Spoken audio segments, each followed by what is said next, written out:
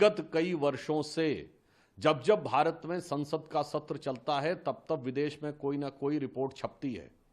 याद करिए, बीबीसी की डॉक्यूमेंट्री संसद सत्र शुरू होने से ठीक पहले आई थी।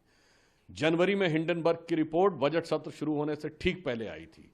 कभी रिलीजियस फ्रीडम की रिपोर्ट आती है, कभी किसानों को लेकर कमेंट आता है विदेश से, तो कभी ग्रेटा थनबर्ग का स्टेटमेंट। ये सारे सीक्वेंस जाके देख लीजिएगा, संसद सत्र के दौरान ही आते हैं। और आज बरबस विपक्ष ने जब संसद सत्र का विषय उठाया तो ये और साफ हो गया कि इसका मतलब, ये संदेह बहुत गहरा हो जाता है कि सीमा पार से विपक्ष के कुछ ऐसे तार जुड़े हुए हैं कि भारत के हर संसद सत्र के दौरान एक अव्यवस्था का वातावरण उत्पन्न किया जाए। और यह बात हम गंभीरता से कह रहे हैं कि विपक्षी दल भारत में अस्थिरता और अराजकता उत्पन्न करना चाहते हैं, क्योंकि अभी हाल ही में संपन्न चुनाव भारत के इतिहास के इकलौते चुनाव थे जब 7 समंदर पार से बैठे हुए किसी धन कुबेर ने कहा, जॉर्ज सोरोस ने, कि मैंने $1 बिलियन रखे हुए हैं भारत में मोदी जी की सरकार को हटाने के लिए। कोई एक घटना होती तो किसी देश का बयान आ जाता है, तो कभी कोई रिपोर्ट आ जाती है। तो हमारी समझ में ये नहीं आता है कि ये सारी बातें, और फिर वो विदेश में जाकर ही राहुल गांधी जी अनेक प्रकार की चीजों की अपेक्षा करते हैं। कांग्रेस और विपक्ष के नेता जाके विपक्ष से अपेक्षा करते हैं कि भारत में हस्तक्षेप किया जाए।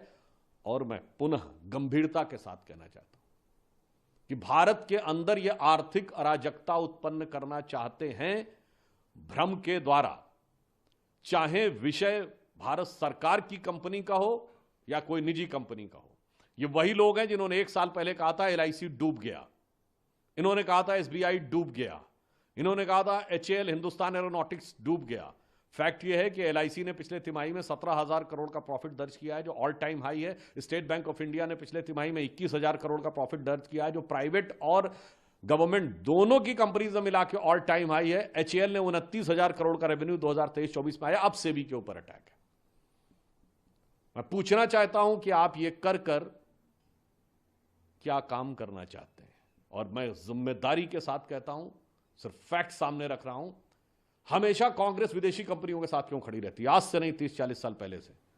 यह बताइए, 1984 में यूनियन कार्बाइड के एंडरसन को इन्होंने हवाई जहाज में बैठ के भगाया था। यूनियन कार्बाइड के साथ कौन खड़ा था? कांग्रेस। बोफोर्स के साथ कौन खड़ा था 1987-88 में? कांग्रेस। अगस्ता वेस्टलैंड के साथ कौन खड़ा था? कांग्रेस। चेक पिस्टल्स वाली कंपनियों के साथ कौन खड़ा हुआ था? कांग्रेस। और बीबीसी के साथ कांग्रेस, हिंडनबर्ग के साथ कांग्रेस। और मैं फिर भी कहूंगा, राहुल गांधी जी एक ब्रिटिश कंपनी में काम भी कर चुके हैं जिसका नाम था बैकऑप्स। तो आज हम विपक्ष से पूछना चाहते हैं कि विदेश की संस्थाओं और विदेश में छपने वाली चीजों में, और आपको ध्यान हो केजरीवाल जी ये भी बोल चुके हैं कितना मुश्किल होता है न्यूयॉर्क टाइम्स में छपवाना। ये वर्ड है उन